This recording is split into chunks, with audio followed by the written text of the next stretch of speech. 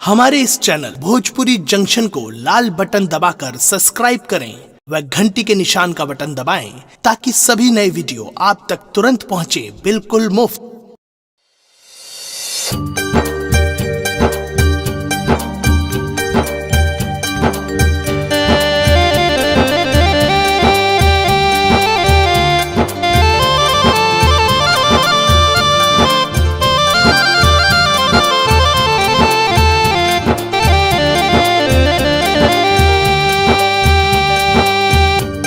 आप सुन रहे हैं गंगा कैसेट की प्रस्तुति।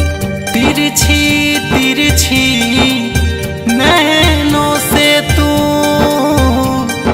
रेलिंग से जब झाँकेलू जान निकल जाई के करोगे ऐसन चांद तू लागेलू। हो तीर नैनों से चलावेलू हो गोरी तो के तना के जान मारेलू। हो तीर नैनों से चलावेलू हो गोरी तो के तना के जान मारेलू। हो तीर नैनों से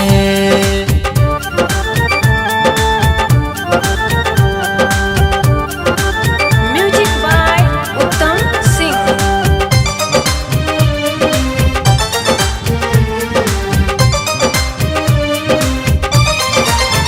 हम तो तोहारे दीवाना बानी प्यार के चैन लेवेलू तू दिल के करार के। हम तो तोहारे दीवाना बानी प्यार के चैन लेवेलू तू दिल के करार के। ओ हमर दिल पे तू बिजली गिरा के तो के तना के जान मारेलू। हो तीर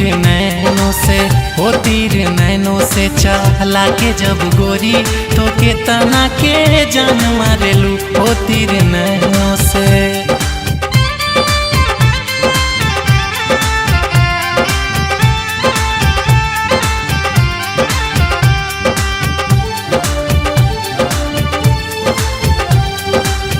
आप सुन रहे हैं गंगा कैसेट की प्रस्तुति। जब ओढ़नी उड़ा के तू चललू दिलावा में लागे आग नियन जललू।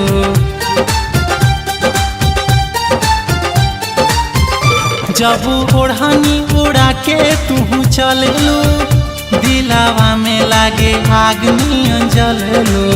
हो नींद अखियन से हमर उड़ा के तो के तना के जान मारेलू। हो तीर नैनों से चलावेलू हो गोरी तो के तना के जान मारेलू। हो तीर नैनों से